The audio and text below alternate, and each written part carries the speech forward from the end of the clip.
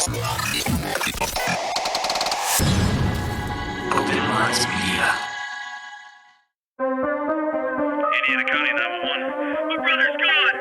Can you be a little more specific, sir? He took my brother. Who took him? I don't know who took him. I don't know what. Sir, take a breath. Explain to me what happened. And I looked out and there was this big red blinking UFO. I can just say this. Something's going on in the woods. Something's going on. They're not dogs, they're not coyotes. What could it be, right? I had an encounter with a skunk ape, and it completely altered the course of my life. I found a skull. I think you guys are going to want to come film this. Put him out. I just see it. Sightings of a UFO hovering over a barn. Millie woke up from a dream, and when I went into the bedroom, she said there's a monster on the wall. They saw that the creature had run through a barbed wire fence. They were able to obtain hairs.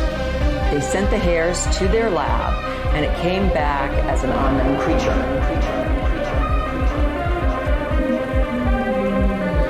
Bizarre Encounters with Shayn Orin. What is up, guys, and welcome back to the most bizarre show on the internet.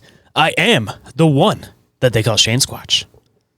What kind of accent were you doing there? I couldn't quite tell. I was kind of mixing a bunch of stuff together. I was creating my own accent. It was just supposed to be creepy and ominous. I mean, take that how you will. Whatever kind of country you're feeling is creepy and ominous. I mean, it started off creepy and ominous, and then it took a hard turn. But anyway, I'm Big Bad Boo Daddy Orin Felix. Dude, you got to go with it now. I don't know if you saw the message that I sent you, but we've had a few people on Instagram that are calling you Big Bad Booty Eddie now. So even if you didn't like it, that name is stuck now. You already got people calling me that. So man, I've been called a whole lot worse. So. You picked that one out yourself, and at least it came from like an inside joke that the listeners get, so it's perfect. And if they don't get it, they just have to go back and listen to every episode till they find the one that it's from. So just a little hint. Boo is in the title. Yeah, it should be easy to find. But speaking of that, though, you got to get a shirt that you wear to events that just says the Big Bad Boo Daddy. And there's people that know will know. Yeah. And people who don't will think it's really fucking weird. Exactly. It'll be perfect both ways, man. Fuck. Yeah. Why not? So, before we get into all the news, updates, all of that interesting stuff, and of course, we have a little bit of a longer episode, so we're going to literally just try to fly through this stuff, but we got a little bit of stuff in the beginning. First and foremost, because we love to read this stuff in the front of the show, just to show you guys how much we appreciate it, we got a new review. So, Orin, why don't you read off the review, and we can give him a big thank you. That's right. We got a new 5-star review from Corduroy Cat, which is a great handle. But anyway, the review is so fun! ! Really one of the funnest cryptid podcasts out there. Keep up the good work! ! So Corduroy Cat, thank you for that. It's always awesome to hear that people enjoy the show. And, I don't know why people want to listen to this foolishness, but, it's pretty cool that y'all do. So I'm glad somebody finds me funny because Gabby doesn't find me funny. Most people don't call me funny, but on the show, I am funny sometimes. In Corduroy Cat's defense, it said funnest, not funniest. So they could not think we're funny at all. So that's true. We could just be fun, I guess. I mean, we're probably fun to listen to. Just a bunch of guys being jackasses on the mic. This is what it is. When we get unhinged is where it gets the funnest. Yeah. Well, sometimes. So, kind of moving into the front of house news and updates. Again, trying to run through this fast. So, the next event that we will be at, which is coming up very, very quickly, is Small Town Monster Fest 2. That'll be June 29th in downtown Canton, Ohio at the Doubletree by Hilton. Kids 12 and under are free. Everybody else, you guys have to make sure you guys get yourself a ticket. We're going to have the full crew there. We're going to have me. We're going to have Orin. We're going to have Jenny. We're going to have Gabby. We're going to have Ryley. We're going to have my kids and stuff. It's going to be a crazy fun time. Really, really looking forward to it. And hopefully looking forward to seeing some of you guys out there. So if you guys are planning on coming, let us know. And we can point at you and yell, hey, we know that guy. And it'll be a lot of fun for everybody. And on to the normal stuff. You guys remember to follow Bizarre Encounters and Open Minds Media on all the social media outlets, Instagram, Facebook, YouTube, TikTok, the Discord, all that good stuff. And also, don't forget to submit questions for Bizarre Inquiries, the Patreon exclusive most of the time. Most of the time. If it's not on Patreon, it's on YouTube. And speaking of YouTube, I've been posting the waveforms on there, and there's been a lot of people listening to that. So I'm glad, hopefully you guys are getting the words out, even if you guys like listening to stuff on YouTube. Just throwing it out there again because it is getting a decent amount of views. YouTube, we got all the episodes on there if you guys prefer that instead of podcatchers. And if you guys want to support the show, you guys can do so through the Patreon, of course, like we had mentioned. Over there, I am trying to get a bunch of feedback on it, trying to get it so that it's more of what you guys want. So there is, again, the 7-day free trial for the $3 tier and the $5 tier. I really, really want to get your guys' feedback. So please check it out, even if you only stay for that week. Let me know what you guys would change, what you guys think is awesome, what you guys would change about it. I just want some feedback from you guys. Same goes for the Discord too. Please check both of those out. Give me some feedback on it because I would greatly, greatly appreciate it. And if anybody has an encounter to report, you guys can report those to ommencounterreports@outlook.com, or you guys can go to the link tree, fill out the submission form, and that will go directly to the OMM Encounter Reports email. And if you guys want to support the show in another way, of course, because leaving reports is definitely a good way of supporting the show. I got to throw that one out there. Other than that, you guys can go and check out the OMM merch store. Over there, you'll get stuff for this show, Inquiries About Reality, Bizarre Inquiries, and a bunch of other different designs that I've worked on. And if you guys want to get a little bit of a discount on those, you guys can use code Cryptid10 still to receive 10% off.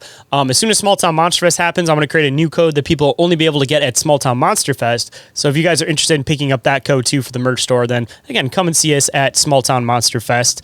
And if you guys join the Patreon, of course, too, there is exclusive merch store discounts depending on the tier that you're picking. So, of course, check that out first and then go check out the merch store. Definitely a good way of doing it and supporting the show.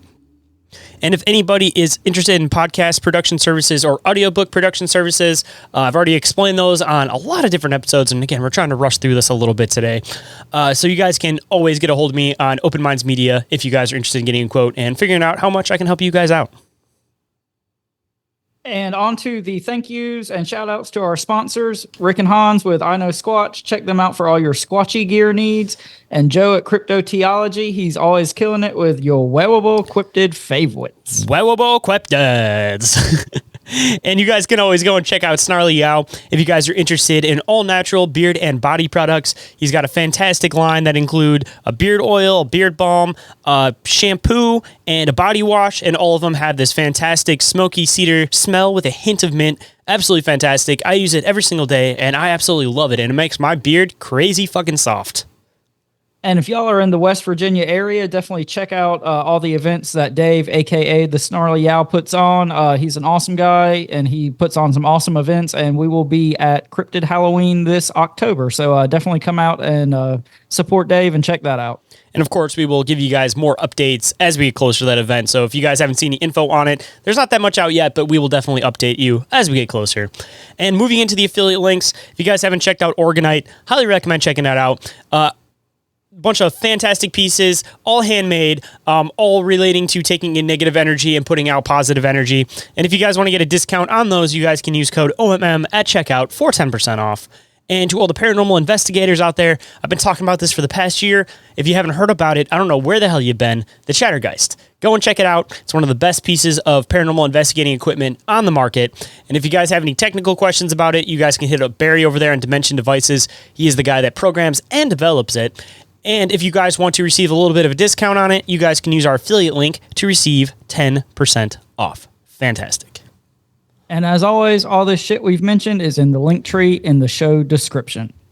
So jumping right into tonight's episode, this is one that Shayn put together. It's kind of an interesting topic, something a little different than we normally talk about. So Shayn, why don't you give the listeners a little background on this one? So for this one, again, we've been kind of doing this thing where we kind of bounce all over the world and we're trying to cover different folklore, different urban legends and stuff. But one relatively new listener that popped onto the show is somebody on Instagram named Fafa the Dad. He lives in Norway and he literally listens to our show every time he goes out on hikes in the woods and stuff, looking for trolls and quartz and all that kind of stuff. He said it kind of helps him keep his mind off of some stuff. So I figured we would do this particular episode for him and also for his son Lex, who is currently battling cancer. So praise and thoughts and just everything you could possibly put towards positive energy to him and his family. And just for you guys, since you guys both listen to the show, you guys both love the show, this one especially goes out to you. It is going to be Scandinavian trolls. And originally it was going to be Norwegian trolls, but I mixed a couple more in there, so I'm trying to cover a little bit more bases. But especially for you guys, the majority of what we're going to cover today is particularly Norwegian trolls.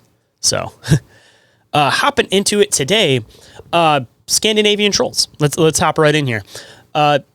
Trolls originated from Norse mythology, dating back to the Viking era. These mythical creatures were thought to inhabit mountains, forests, and isolated places. trolls were generally depicted as dim-witted, ugly, and mischievous beings. According to legend, trolls would turn to stone if exposed to sunlight. They would come out at night to cause trouble, steal livestock or food, or harass travelers. Some tales describe trolls as man-eating beasts. Other stories portray them as more human-like, living together in small family units. According to ancient myths, trolls were thought to have began with the earth itself, sprouting from the feet of Yasmir, a huge wild frost giant. These first trolls grew to a monstrous size, had 6 heads and 6 arms. Supposedly, they arrived in the Nordic countries before the first humans. When the glaciers receded, the land began appearing. When humans began arriving, trolls retreated into the mountains and forests so they wouldn't be seen. Rumors of their existence, along with beliefs of their great strength and mystical powers, were widespread. They were thought to be hulking creatures with shaggy hair and coarse features, most with long noses covered in tufts of grass or pine bushes. Despite their rough appearance, trolls had the propensity to surround themselves with riches. Some were believed to live in castles filled with treasures, while others favored mountain halls where they would watch over their buckets of silver and gold. Despite the size and strength of most trolls, it was believed that they had a few weaknesses. For instance, trolls were unable to be outside when the sun was shining. They would emerge from their homes to wander through the forest at night and return before dawn, as sunlight would turn them into stone or cause them to burst. The many rock formations found in the Norwegian countryside are said to be the results of trolls being exposed to the sun. It is also believed that the trolls were not fond of symbols of Christianity like churches and crosses, and were rumored to become irritated at the smell of a Christian man's blood. According to folklore, trolls disliked the sound of church bells so much that they would throw large rocks at the church spires in an attempt to stop the ringing. But they had little success. The large stones near so many Norwegian churches are attributed to the trolls' poor aim.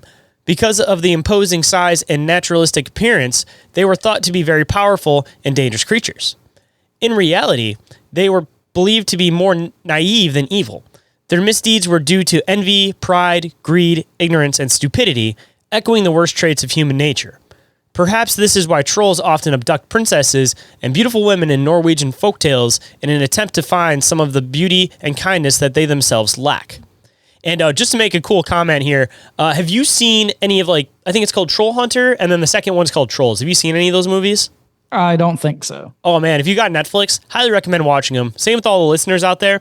I think, the first one's called Troll Hunters, and I think the second one's just called Trolls. The first one is in... You have to read subtitles and stuff. The second one, though, there's dubs and subs, so it's in English translation, depending on obviously what country you're speaking. I'm assuming that you guys speak English, considering you're listening to the show, and I speak English. But anyways, it sticks pretty damn good to the lore of Norwegian trolls, and there's these really interesting scenes where they put these little subtle things in there. There's one part where all the soldiers are in the woods and they're trying to take down this troll that's walking across the countryside, and he smells one particular guy, and it's the guy that's wearing the cross on his neck. So it's supposed to be he smells the Christian's blood. And there's a part where they're trying to irritate it to get it to go into another direction, and they're flying around with helicopters with church bells on it, and this thing's throwing rocks at the church bells and stuff. I always appreciate the movies though that are very subtle but true to the true folklore and origin of a particular creature they're trying to cover. And Trolls does a pretty damn good job. Like I said, the second one's a Netflix original, I believe. But no, that sounds pretty cool. I'll definitely try to check that out. But just a couple thoughts. You don't mind if I jump in before you get back into the notes? I was hoping you would, so I didn't ramble for too long, because I was on a roll there. But at the same time, I don't want to be talking for too long. Yeah, you're on a heater there. But anyway, no, I just think it's kind of funny that a lot of these attributes and descriptions of these trolls share a lot of similarities with things we talk about on the show all the time. You know, there's the whole trickster being aspect, and then, you know, there's giants, of course, and that gets into the Nephilim, and, you know, it even talks about like the long shaggy hair and coarse features, which we kind of talked about in our like Middle Eastern giants episode. So I thought that was kind of cool. Again, the whole let me see if I can find it here in your note. Yeah, the 6 heads and 6 arms, that was kind of reminiscent to me of like the biblical idea of angels. That's almost what I was thinking too. Yeah. And then when we get down a little bit further in the notes, when we're talking about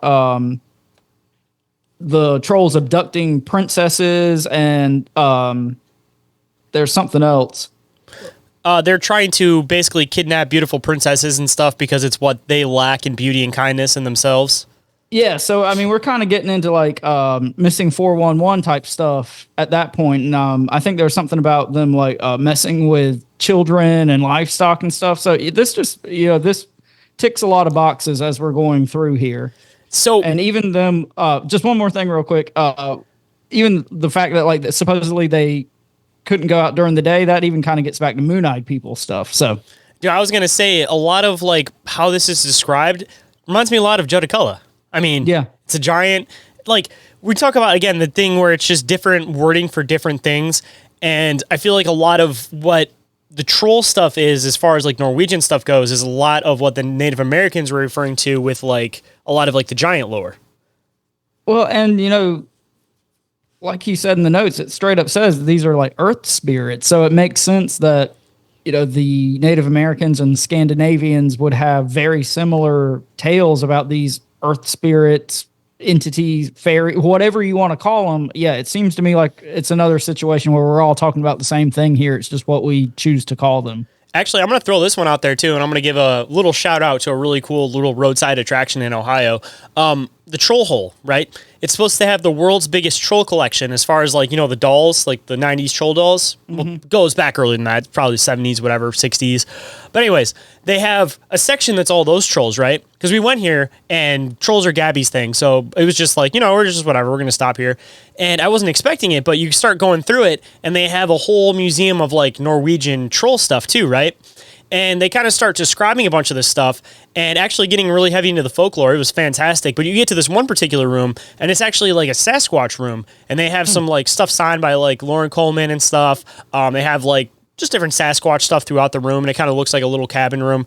But basically what she was explaining was that she, and a lot of people believe that Sasquatch is essentially like a forest troll. It's just the American version of it. So even at the Troll Hole Museum, they're basically talking about the same idea about just different wording for the same shit depending on the continent, but the same beings exist in their own little niche, with each continent. They all have their different variations, but it's almost like people. People exist everywhere, but there's just little slight differences depending on the regions, Yeah, like we always say, we're all talking about the same thing here. It's just issues of language. Mm-hmm.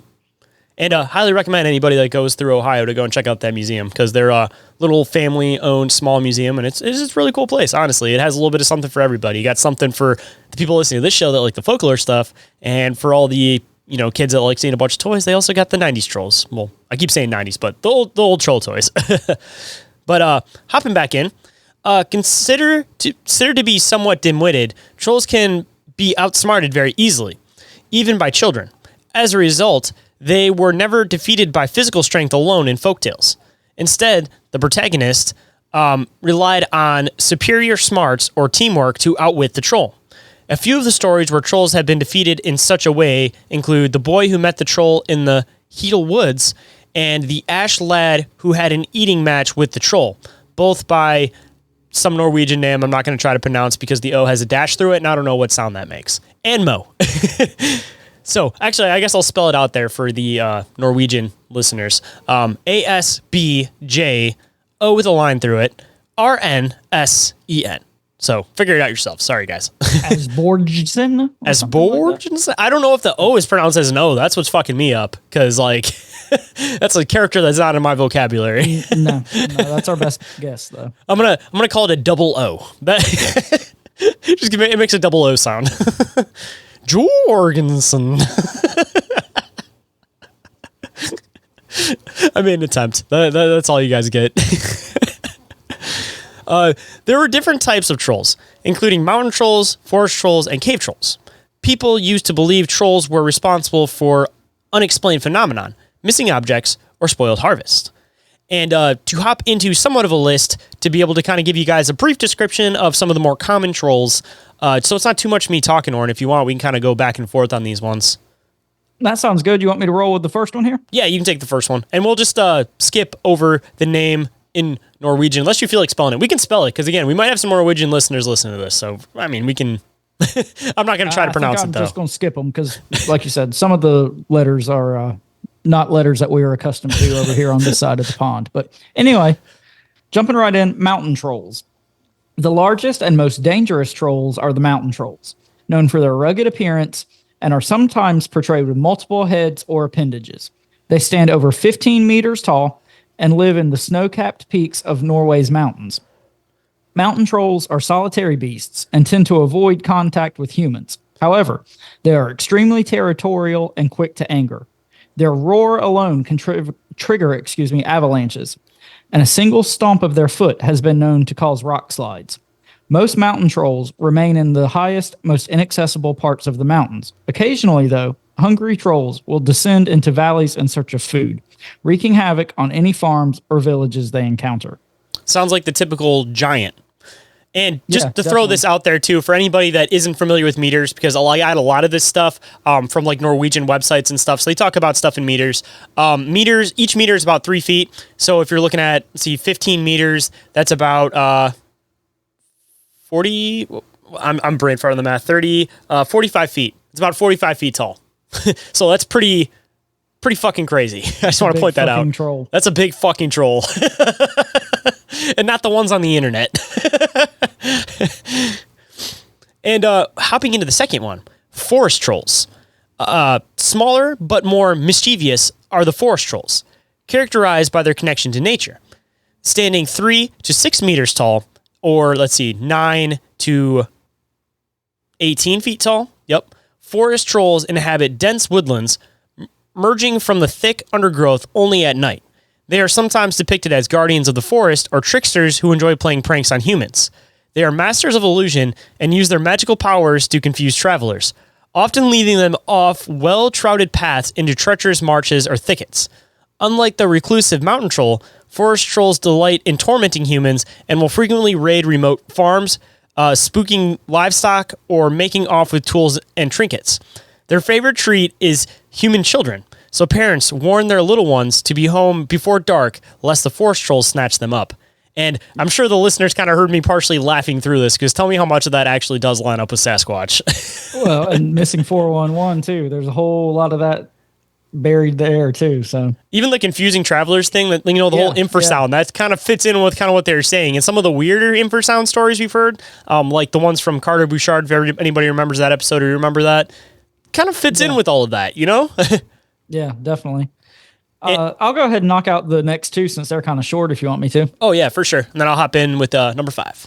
Okay. So number 3, we got water trolls. Water trolls are linked to bodies of water. So water trolls, that's a good name for them. that makes sense. yeah, such as lakes and rivers. The Noken, I'm going to say, in particular, is a water spirit known for luring people into the water with its mesmerizing music. So we kind of got like siren, mermaid type shit going on there. And also partly kind of Sasquatchy still, because they mesmerize people, they kind of lure them in a little bit. Maybe not music, but throughout different sounds. But hey, man, maybe whoops are their music. Maybe they're singing in their own chants or something. Who knows, man? Yeah, I mean, Sasquatch doesn't always whoop, but when he does, there it is. So. Whoop, there it is. All right, so number 4, we're going to talk about bridge trolls, and I'm going to hazard a guess that these trolls are associated with bridges. I left this one purposely short because it's like this is the most commonly known troll, at least from our side of the pond, that anybody that thinks of a troll in the United States usually thinks of underbridge trolls. So, well, let's get into the description, and I'll be damned. These trolls are often found near bridges and demand tolls from travelers crossing. See, I mixed it up on you, so it's not just too straight to the point. Yeah, you threw me a curveball there. They may block the path until the toll is paid, and in some stories, they can be outsmarted with clever tricks. And hopping into number 5, and this one is, I think, one of the more interesting trolls here, and I'm sure you'll have some ideas on it once we get into it. Yep. Underground/cave trolls. The smallest trolls are the cave trolls, standing just 1 to 2 meters tall, which is 3 to 6 feet. They are associated with mining and may guard hidden treasures. As their name suggests, cave trolls live underground in caves or deep within the earth, venturing out only at night to scavenge for food. Due to their poor eyesight, cave trolls rely on the acute sense of smell to hunt small prey like rabbits, foxes, and badgers. While less openly hostile towards humans than other troll types, cave trolls are opportunistic hunters and will attack a human if the chance arises. Their short stature allows them to sneak into barns, sheds, and even houses where they make off with livestock, tools, gold, and other valuables. Yeah, I think this is definitely the most interesting one and has the most connections to other things we talk about. I mean, obviously there's the fairy connection, but the poor eyesight, again, we're back to moon-eyed people. And to me, this also has a lot of similarities to like Hopkinsville goblins type stuff. Yeah, I was going to point out too, I don't know when, like the exact year that these things were somewhat popularized, but I'm wondering if there was like an understanding of science as far as like things that are cave dwellers typically don't need eyesight. So their eyesight basically goes away and most cave beings don't have eyes after they've adapted so long. So I wonder if like they were aware of that fact or if they legitimately were seeing something and just saying exactly what they saw. So it's like you can kind of look at that both ways, but I find that particular piece kind of interesting that it's part of the folklore, you know? Yeah, so another one of those chicken and egg situations that we talk about sometimes, like, were people, like you said, describing what they actually saw, or was this, here again, game of telephone throughout the centuries? Because, I mean, I don't know how far they ventured into caves, but I mean, like, I feel like, as far as like the beings that don't have eyes, like those really don't start popping up until you get deep into caves. And maybe people back in the day were exploring stuff and they started kind of putting stuff together that this is like this. Why do all these things that live in caves not really have eyes? Blah, blah, blah. But I almost feel like they were noticing something and they may not have gone that far into putting two and two together as like a universal thing that everything that lives in a cave eventually develops and not have good eyesight or eyes at all because it doesn't need it in a pitch black fucking cave, you know? Yeah, I'm totally with you. I feel like, I mean, and we talk about this all the time, but in a lot of these situations and these old tales and folklore and whatnot, I think largely people are describing what they actually saw. It might be, misidentified technology. We might word things differently now, but they were, like I say, describing indescribable things with the best language they had. And I mean, cave/underground trolls kind of sounds exactly like how like the Swedish and probably assumably parts of Norway too, were describing like gnomes because it's essentially like the same job, same type. Thing. Same, everything is like a gnome realistically. So I'm kind of curious then, do people in Norway consider gnomes to actually be a type of troll and be a cave/underground troll? Yeah. All right, well, I'll go ahead and knock out these last two since they're kind of short. Number 6 is sea trolls. And sea trolls are connected to the ocean and maritime environments. See, that's why I differentiated with that last one. We were talking about water trolls. You had to wait till you get farther in to get it. Yeah. We revisited it. We pulled a Tarantino there. But they may be depicted as part human, part fish creatures, or as giant beings residing in underwater caves. And then finally, we've got frost trolls. So frost trolls are trolls associated with cold climates and frost. Well, wouldn't that be everywhere in Norway and Scandinavia? But at least anyway, northern. Moving on. They may be responsible for creating frost and winter weather. And in some tales, they are also depicted as skilled builders of ice palaces. And just to throw this one in there, for anybody that's familiar with like the Marvel movies and stuff, and I guess Nordic folklore in general, it seems like frost trolls are probably like the most popularized troll through Nordic mythology. Like, I feel like that's the one they talk about the absolute most. Like, that's the one that even like, I'm not trying to mix Marvel movies with actual folklore here, but like for anybody that wants like a visual of it, all of the blue giant fucking things that Thor's fighting through all the movies are supposed to be frost giants, frost trolls. It's the same fucking thing. Like that's so that's they're what documentaries. This is. Exactly. They're documentaries. You just didn't realize it. Thor's actually coming and banging human women. That's how the hybrids are happening. It's not the aliens, it's the demigods, because the demigods and the aliens are the same, and they're creating humans by having way better physique than most of us.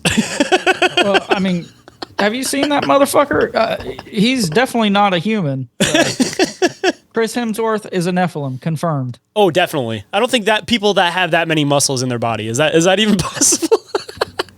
I mean, not when you drink as much beer and work out as little as I do. Before we get too far off talking about men's bodies, because that's an avenue I do not want to go down. I guess we will hop back into the show. So I don't know how to pronounce this. I'm gonna say it's Jutnar, and I'm gonna hope that the O with the two O's above it. There's a million different O's in this. We're just gonna pronounce them all as O's and just call it a day. This is the Motley Crue O. Like for all you guys that are just listening out there, you're gonna know what I'm talking about. The O with the two dots. It's the Motley Crue O. So we'll say J Motley Crue O Tanar. Or Jutnar. I'm just going to go with that. Giant trolls of Scandinavian myths. The Jutnar is Scandinavian mythology. The Jutnar in Scandinavian mythology are usually ugly, often with tusks or cyclopic eyes. These types of troll beings are much bigger and stronger than humans and are very dangerous and evil by disposition. The word Jotun is delivered from the Scandinavian word for giant. A female Jotun is called a Gygiar, Gygiar. Because again, we might actually have Scandinavian listeners out there. And for all of you guys, I apologize. I'm trying my best here. Jutnar turn to stone when exposed to sunlight. So they typically live in caves and in mountains, which they only leave after sunset. Same with appears to be pretty much all trolls, just don't fucking like that sunlight. They hunt humans because trolls generally are very fond of human flesh. When they aren't hungry, they throw stones at people and destroy human villages located in the mountains. There are also subtypes of Jutnar who live in the seas and in the forest. So I'm assuming the whole idea with like Jutnars is that there's trolls, and then within all of those different groups of trolls that we kind of went through and described, there's Jutnar, which are like the giant version of each of those trolls. That's kind of like my understanding of this, at least. Okay. Because it says forest trolls and sea trolls, and then the one that it's mainly describing sounds like a mountain troll. So I assume it's like a subcategory of each of the troll types to have like an extra giant version of each of them. But jumping into the Yuldrenfolk. Yuldrenfolk. I'm going to go with that. Yuldrenfolk. Huldrefolk. Juldinfolk, which are human-like trolls of Norwegian myth. Whilst not always considered trolls, Jutnar are supernatural beings in Norwegian folklore. They're usually depicted as beautiful women who live in the forest but have a cow's tail, which they hide, which again sounds a lot like Fae stuff, right? Yeah. Jutnar can be both malevolent and mischievous. These types of trolls are much smaller than the Jutnar trolls. Jutenfolk are usually handsome and blonde, but are set apart from humans by their long tails. They often go about naked, in which case the tails are easily seen. However, sometimes they hide their tails under clothing. Females of the species, called Huldras, I'm just trying my best here. Sorry, guys.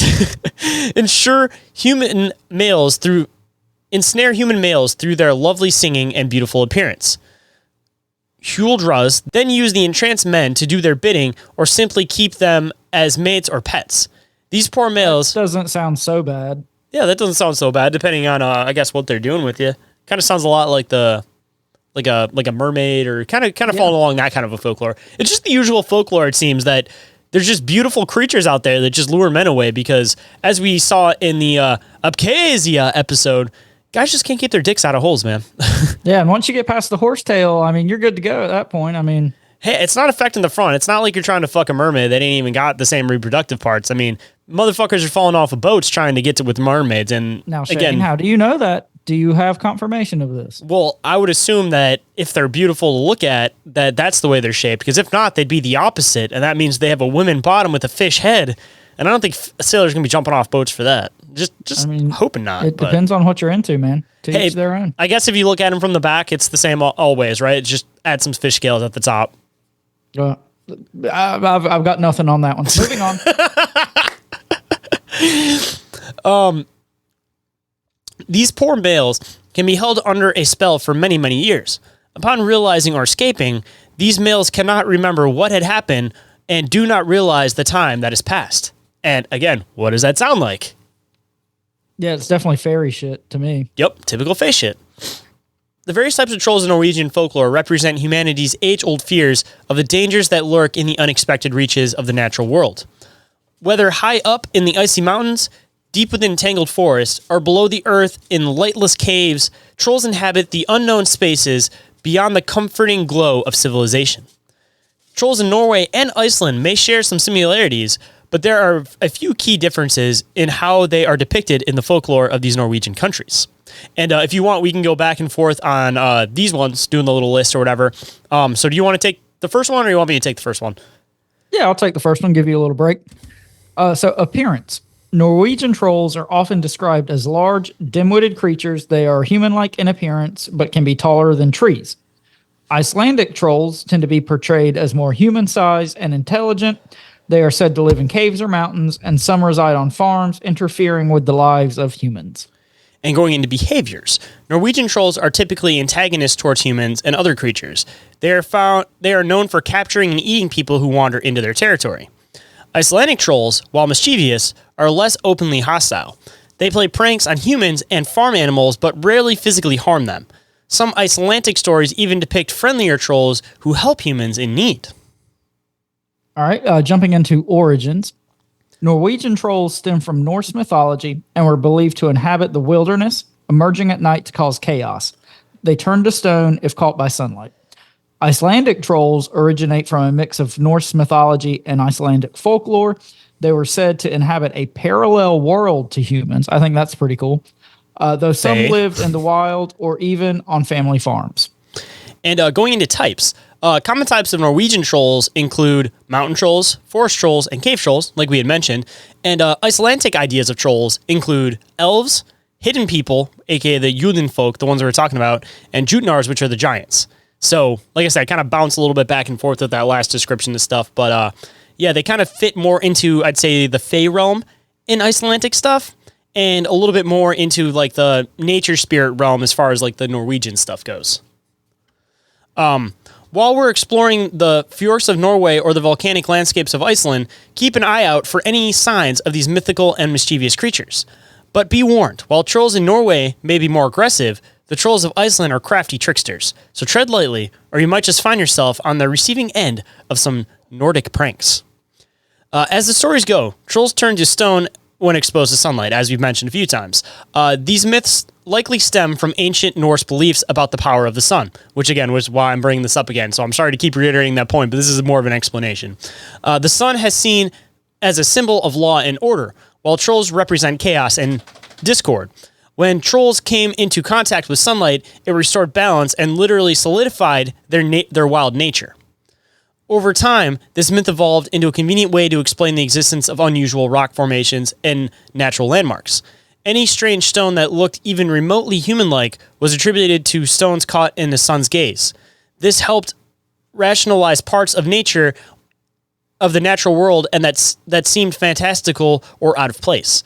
And I'm going to also partly assume here that it's a mix of two things as far as like the Christianity thing goes with the sunlight, because obviously they don't like Christianity. Part of that, and I think I have part of it in the notes getting a little bit farther in, is about the whole idea that these were like pagan places, and when Christianity was starting to get forced on them, they kind of spread their frustration through their folklore, which I think is part of why trolls hate Christians so much, is because originally these were like pagan belief type places to begin with. But I also think that the fact of sunlight also kind of represents like the God aspect too. So I think that the reason that they don't like sunlight is because it also goes with the same kind of reason that they don't like church bells, they don't like the light, they don't like Christian beliefs. It all kind of symbolizes the same thing as far as I'm kind of concerned. Yeah, I could definitely see that. But some of the most famous troll legends are attached to specific sites in Norway and Iceland. For example, I'm not going to try to pronounce this, Hvitserkur in northwest Iceland is a 15-meter high sea stack that looks like a petrified troll. Locals claim it was once an actual troll who stayed out too late and was turned into stone at dawn. While these myths reflect the beliefs of the ancient times, they continue to inspire our imagination today. The ideas of trolls frozen in a moment of chaos is a poetic personification of nature's transcendent beauty. No wonder these legends and the petrified trolls themselves have endured. And moving into some top Norwegian troll locations, some of the most well-known locations in Norway associated with trolls are places where the mythical creatures were said to dwell, or in some cases, turn to stone. And if you want, I know that these names are going to be kind of hard to pronounce, but we can pop back and forth on these troll locations if you'd like. All right, so I'm not even going to attempt to say this. We can just spell them. We'll just do it that way. Dovrefjell. So Dovrefjell. We're going to do a fun game. We're going to spell it, and then we're just going to take one whack at trying to pronounce it, and then just moving on. Dovrefjell Mountains. So it's a mountain range, and it's home to some of Norway's most famous trolls, including the Dovergrubben. Dovergrubben. The Dovergrubben was the king of trolls who lived inside the Dovrefjell Mountains. He features in many Norwegian fairy tales and folklore. The Dovergrubben was said to be an enormous troll strong as a bear. I'm about to clip that, and that's just going to be something we throw randomly in the show. Is just Oh my god! Norwegian trolls. Let's see. This one doesn't seem like it's too awful to pronounce. Let me make an attempt at this. Yeah, thanks, asshole, for giving me the bad one. I'm getting another beer. Yeah, you might need a beer after trying to pronounce these, so I don't blame you. Trollstigen.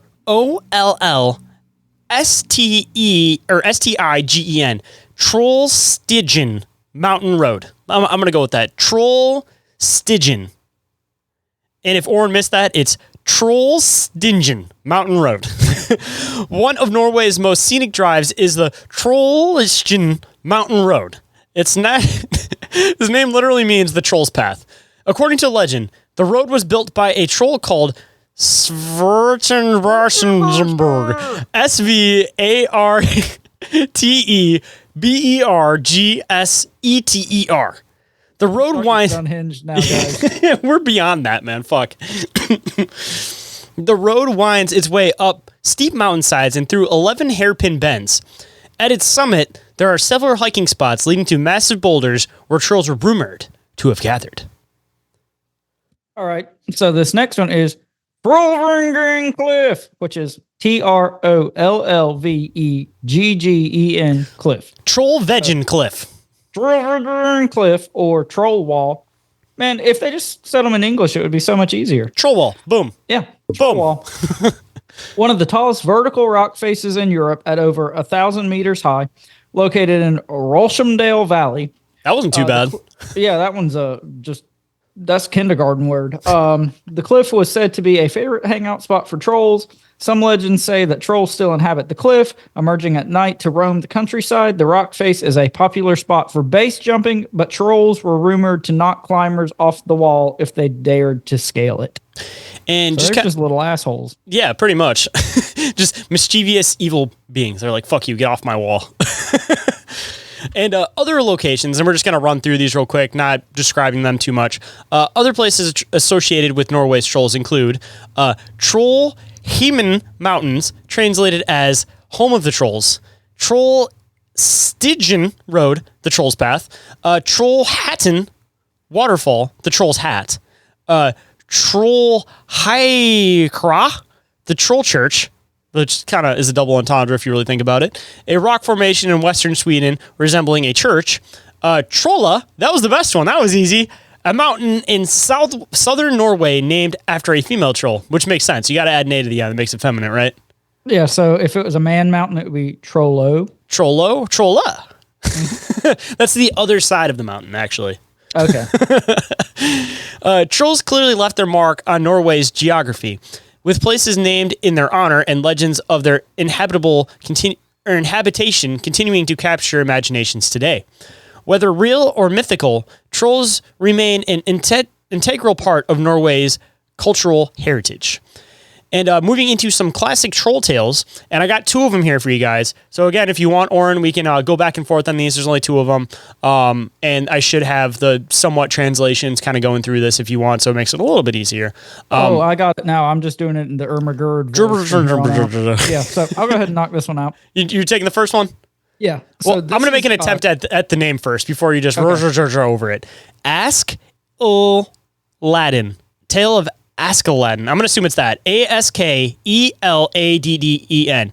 Ask-o-Laden. That's not too bad, if that is how you say it. That one's relatively easy. So, sounds like Aladdin. Yeah, translates to ash lad. So that's what I'm going to call it for the rest of the story. So the ash lad is a central character in many Norwegian fairy tales.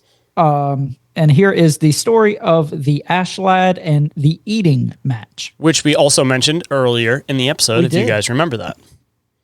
So a farmer with 3 sons plans to cut wood in a forest he owns in order to pay off his debts. The oldest son goes into the forest and encounters a troll.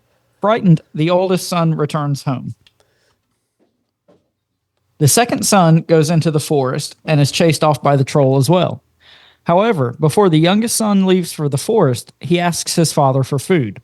The father gives him a bit of cheese in a knapsack. When the youngest son goes into the forest to cut the wood, the troll appears just as he did for the previous brothers. Or did he cut the cheese in the woods? Well, I think we're getting to that, aren't we? That's what he did with the cheese. But when the troll threatens him, the boy pulls out the cheese, which resembles a solid stone. Do you see this stone? He asks the troll, squeezing it until the whey comes out with seemingly superhuman strength. When he threatens to squeeze the troll offers to help him with the wood cutting. The troll suggests that the boy come home with him for a tasty meal. Then he goes to build up a fire and sends the boy for water, pointing to 2 buckets larger than the boy is. The boy realizes he cannot carry the huge buckets. These buckets are too small, says the boy. I can fetch the entire spring instead. The troll, not wanting an entire spring that would put out the fire, decides to exchange chores. Why don't you tend the fire while I fetch the water, suggests the troll. The troll brings the water and proceeds to make porridge. When the porridge is finished, the boy suggests an eating match.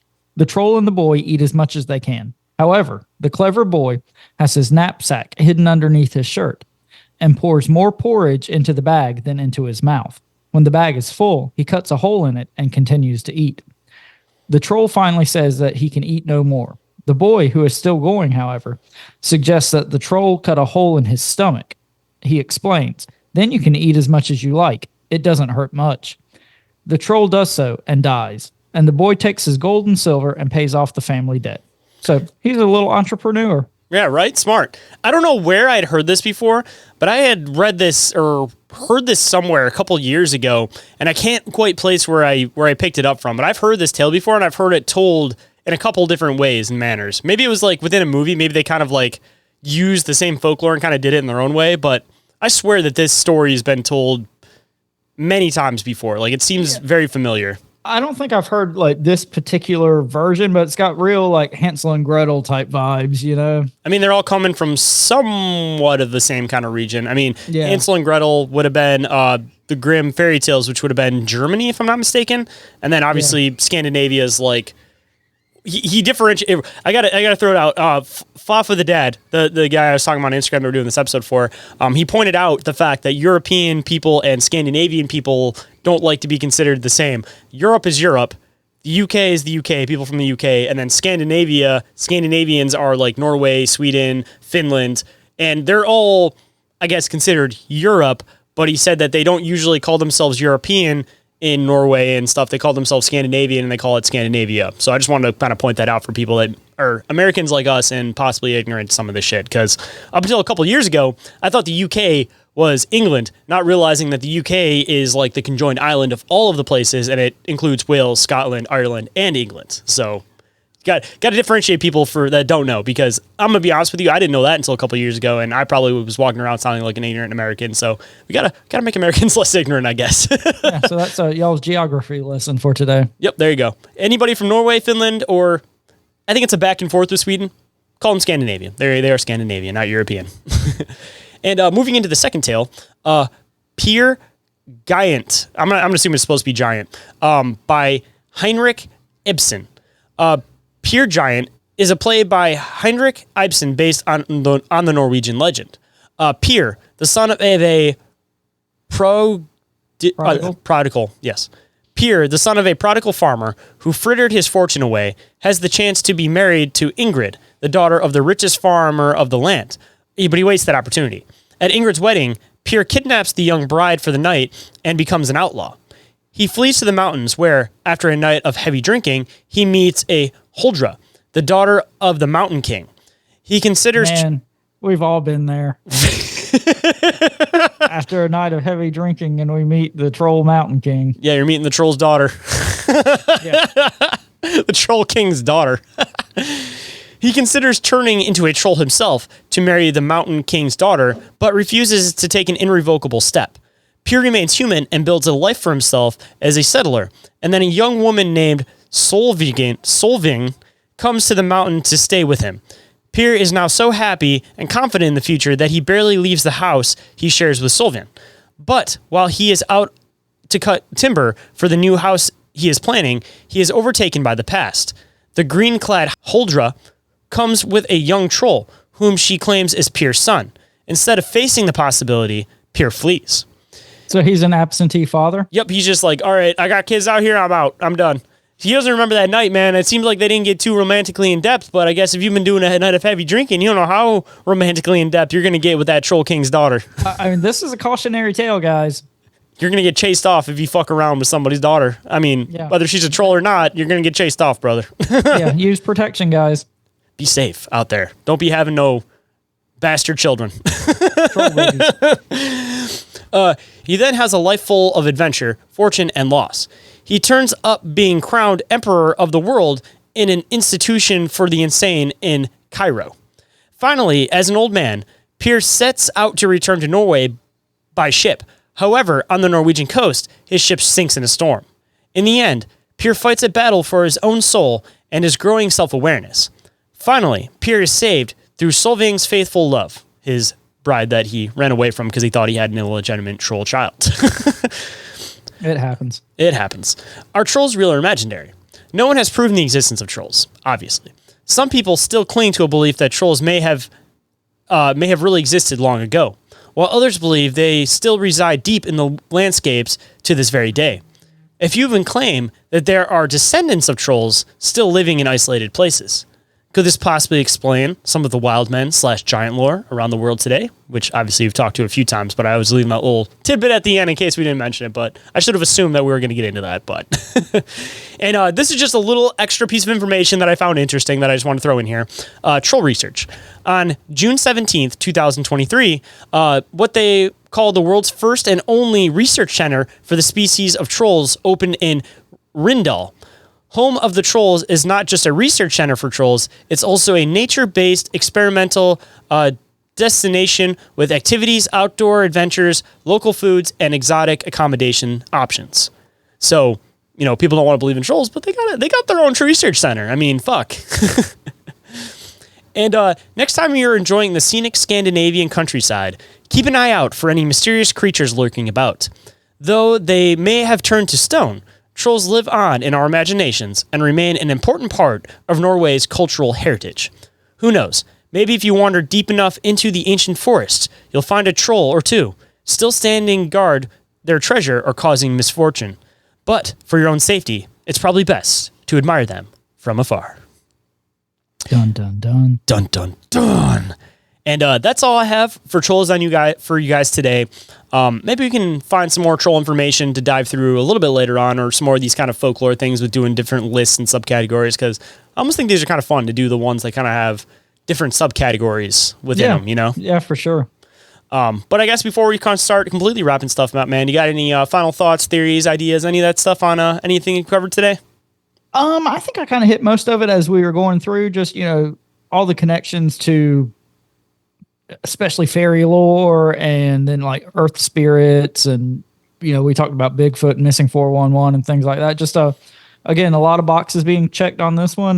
This was a fun one to do, something a little different and a little more lighthearted than some of the subjects we have tackled and kind of have that are coming up here directly. So yeah, this is a nice little change of pace. I like doing some of the folklore stuff. I think we're going to mix in. We've been doing urban legends and cryptids and all that stuff, but I feel like folklore also kind of mixes in with this stuff, and we kind of have a background of it, which is how we kind of connect stuff.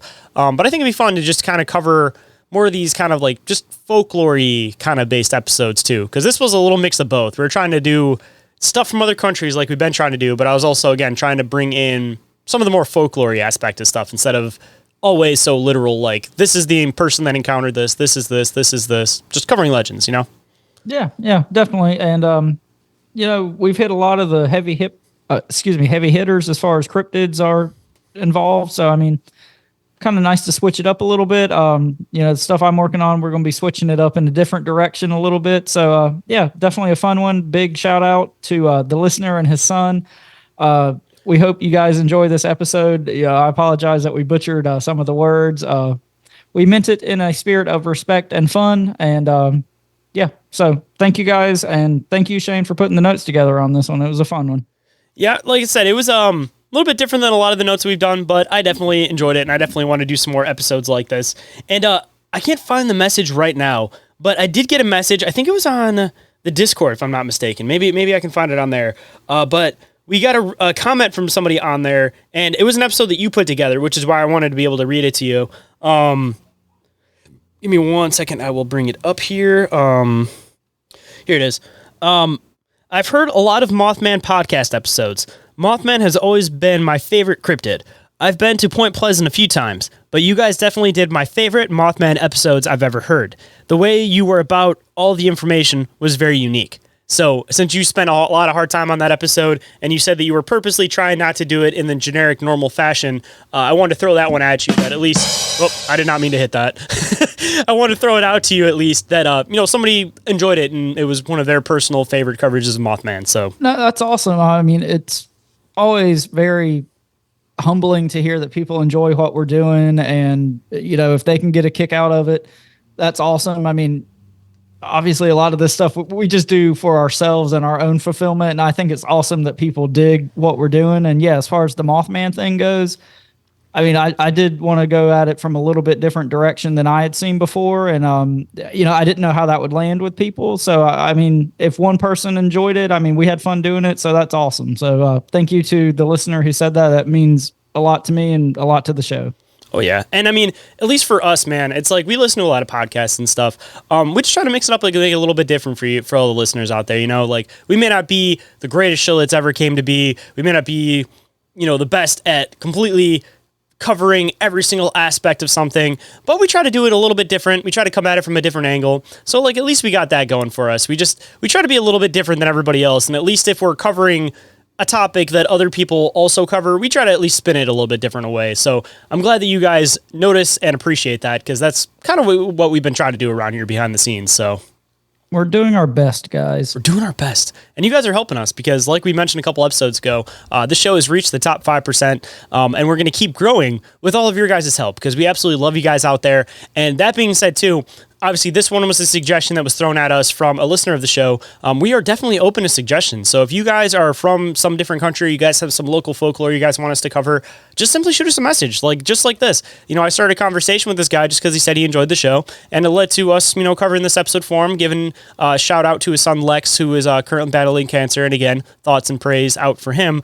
But all it took was a conversation, and we covered an episode for him. So, the same goes for all you guys. If anybody's interested in having us cover anything in particular, we're more than welcome to taking in suggestions. So don't be afraid to throw some suggestions. Like we don't bite much, just shoot us a message on Instagram. We're not going to ignore you unless you want us to.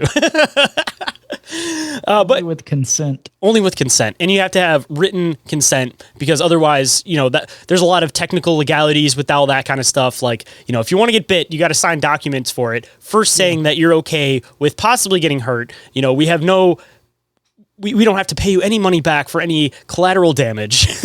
Thanks a lot, Bin Laden. Damn it. We're going to have those forms available at Small Town Monster Fest. Come and get bit by Orin and Shayn. Like, share, and subscribe, and sign your release forms. That's it. Sign your release forms. But yeah, if you guys enjoy the show, you guys enjoy what we cover, how unhinged we get, we would greatly appreciate it if you guys wouldn't mind leaving us a 5-star review. And just like the one we did in the beginning of the show, we will read it on the show, give you guys a big shout out. We can't describe how much we appreciate that kind of stuff. It's really little, but it's extremely humbling. And, like I said, it means the absolute world to us. So if you guys had the opportunity to do so and you guys think we deserved it, don't forget to leave those reviews, leave 5 stars, help us to continue expanding and growing the show. And again, we will read on the show and give you guys a big shout out because we appreciate it that much. And as always, contact us through social media, the submission forms, the Discord, all that good stuff. Just get up with us somehow, and keep sending in those suggestions, and we'll hit them. And report those encounters, and also submit questions for Bizarre Inquiries. Had to drop those in at the end there. And every single thing that we mentioned is all available on the link tree, which is available down in the show description. And with that, I've been the one that they call Shayn Squatch. And I've been the big bad Boo Daddy, Orin Felix. Ooh, he's living into it now. Here we go. Now it's about to get real Boo Daddy in here. And guys, just like us, we're not afraid to get unhinged. We like to stay weird. So guys, always remember to always stay bizarre. Bizarre. Oh my God, Scandinavian Trolls.